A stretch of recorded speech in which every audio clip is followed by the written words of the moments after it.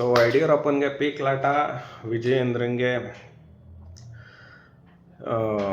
ಹುದ್ದೆ ಸಿಗಲ್ಲ, ಅಥವಾ ವಿಜಯೇಂದ್ರನ ನೆಗ್ಲೆಕ್ಟ್ ಮಾಡ್ತಾರೆ, ಅಥವಾ ವಿಜಯೇಂದ್ರನ ಲೆಕ್ಕಕ್ಕೆ ಪರಿಗಣನೆಗೆ ತಗೊಳ್ತಾ ಇಲ್ಲ. ಸೊ ಇದೇ ಈ ಹೊತ್ತಿನ ವಿಶೇಷ, ಅಪ್ಪ ಮಗನ ಪೀಕಲಾಟ. ಸೊ ಸ್ನೇಹಿತರೆ, as usual it's yours Karthik ಮೈಸೂರಿಂದ. ಇವತ್ತು ಶುಕ್ರವಾರ ಹಬ್ಬದ ಶುಭಾಶಯಗಳನ್ನ ಹೇಳ್ತಾ ಆ್ಯಸ್ ಯೂಶುವಲ್ ನಿಮ್ಮ ಮುಂದೆ ಹಾಜರಾಗಿದ್ದೀನಿ ಸ್ನೇಹಿತರೆ. ಏನಿಲ್ಲ ವಿಷಯ. ಸೊ ಯಡಿಯೂರಪ್ಪ ಆ್ಯಂಡ್ ಸನ್ ಇಬ್ರಿಗೂ ಈ ಮೈತ್ರಿ ಬೇಕಿಲ್ಲ.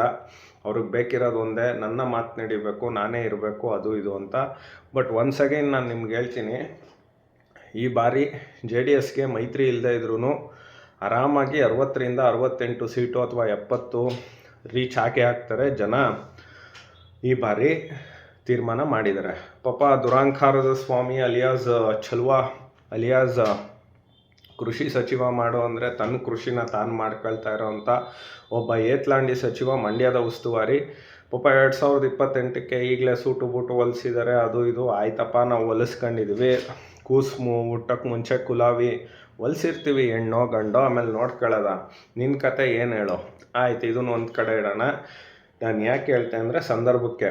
ಸೊ ಇವರೆಲ್ಲ ಯಾಕೆ ಮಾತಾಡ್ತಾರೆ ಅಂದರೆ, ಯಡಿಯೂರಪ್ಪ ಅವರು ಕಟಾಯಿಸ್ಬಿಡ್ತಾರೆ, ಸಿದ್ದರಾಮಯ್ಯನ ಜೊತೆ ಬರ್ತಾರೆ, ಸೊ ಬೆನ್ನು ಕೆರೀತಾರೆ. ಒನ್ಸ್ ಅಗೈನ್ ನಮಗೂ ಮತ್ತೊಮ್ಮೆ ಮಗದೊಮ್ಮೆ ಅವಕಾಶ ಆಗುತ್ತೆ ಅಂತ.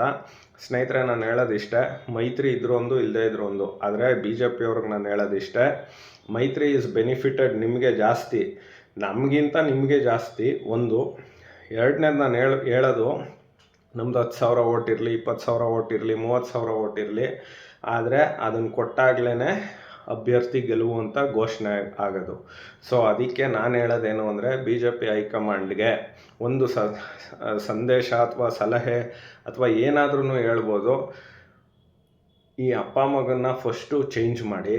ಮಗನಿಂದ ಸೋಮಣ್ಣಂಗೆ ಮಾಡಬೇಕು ಅಂತ ಇದ್ದೀರಾ, ಬಟ್ ಗೊತ್ತಿಲ್ಲ ಅದೆಷ್ಟರ ಮಟ್ಟಿಗೆ ನಿಜನೋ ಸುಳ್ಳೋ, ವಿ ಡೋಂಟ್ ನೋ. ಎರಡನೇದೇನಪ್ಪ ಅಂತ ಅಂದರೆ, ದಯವಿಟ್ಟು ಈ ಅಪ್ಪ ಮಗನಿಗೆ ಈಗ ಕಡಿವಾಣ ಹಾಕಿದಿರಲ್ಲ, ಓನ್ ಡಿಸಿಷನ್ ಮಾಡೋಂಗಿಲ್ಲ ಇನ್ನೊಂದು ಅಂತ, ಅದಷ್ಟೇ ಆಗಬಾರ್ದು. ಸಮನ್ವಯ ಸಮಿತಿ ಮಾಡಿ ಅದಕ್ಕೆ ಸೆಂಟ್ರಲ್ ಲೀಡರ್ಶಿಪ್ಪು ಅಥವಾ ಕುಮಾರಸ್ವಾಮಿ ಅವ್ರನ್ನ, ನಮ್ಮ ಹೆಮ್ಮೆಯ ಕುಮಾರಣ್ಣನ ಮಾಡಿ. ಇಲ್ಲ ಅಂದರೆ ಇಂಥ ಅಪ್ಪ ಮಗನ್ನ ನಂಬ್ಕೊಂಡ್ರೆ ಇವರು ನಂಬಿಕೆ ದ್ರೋಹಿಗಳು, ಬೆನ್ಕೆರಿಯವರು, ಇತ್ಯಾದಿ. ಒನ್ಸ್ ಅಗೈನ್ ಇನ್ನೊಂದು ಸಲ ಹೇಳ್ತಿದ್ದೀನಿ, ನಮಗೆ ಮೈತ್ರಿ ಇದ್ದರೂ ನಾವು 65 ಸೀಟ್ ಬರ್ತೀವಿ, ಇಲ್ಲ ಅಂದರೂ ಇಲ್ಲ.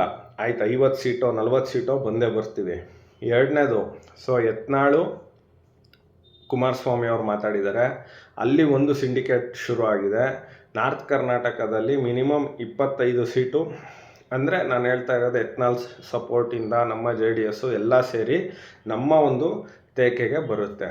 ಸೊ ಸ್ನೇಹಿತರೆ, ಯತ್ನಾಳು, ರಮೇಶ್ ಕತ್ತಿ ಆ್ಯಂಡ್ ನಿಖಿಲ್ ಕತ್ತಿ ಆ್ಯಂಡ್ ರಾಜು ಕಾಗೆ, ಇನ್ನು ಈ ಥರ ಒಂದು 8ರಿಂದ 9 ಜನ ಅವರು ಸಿಂಡಿಕೇಟ್ ಮಾಡ್ಕೊಂಡು ಟಿಕೆಟ್ ನಮಗೆ ಘೋಷಣೆ ಮಾಡಿದ್ರೆ ನಾವು JDSಗೆ ಸಪೋರ್ಟ್ ಮಾಡ್ತೀವಿ, JDSಗೆ ಬರ್ತೀವಿ ಅಂತ ತುದಿಗಾಲಲ್ಲಿ ನಿಂತಿದ್ದಾರೆ.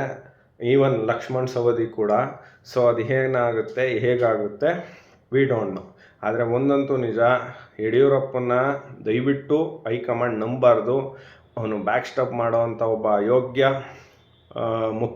ಅಯೋಗ್ಯ ಮಾಜಿ ಮುಖ್ಯಮಂತ್ರಿ. ಯಡಿಯೂರಪ್ಪನ ನಂಬಾರ್ದು. ಒಬ್ಬ ಜೈಲಿಗೆ ಹೋಗಿ ಬಂದಿರತಕ್ಕಂಥ ಜೈಲಿಯೂರಪ್ಪ.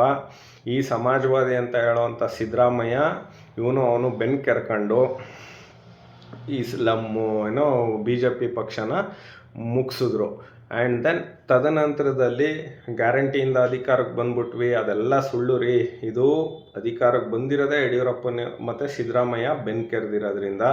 ಸೊ ಹಾಗಾಗಿ ನಾನು ಹೇಳೋದಿಷ್ಟೇ ಸ್ನೇಹಿತರೆ, JDS ಮೈತ್ರಿಲಿರಲಿ ಇಲ್ಲದೇ ಇರಲಿ ಇನ್ನೊಂದಾಗಲಿ, ದಯವಿಟ್ಟು ಒಕ್ಕಲಿಗರು ಮತ್ತು ಲಿಂಗಾಯತರು ನಮಗೆ ಸಪೋರ್ಟ್ ಮಾಡಿ, NDA ಅಭ್ಯರ್ಥಿಗೆ ಸಪೋರ್ಟ್ ಮಾಡಿ. ಇನ್ ಕೇಸ್ ಮೈತ್ರಿ ಇದ್ದರೆ. ಇಲ್ಲ ಅಂದರೆ ಏನೂ ಮಾಡೋಕ್ಕಾಗಲ್ಲ.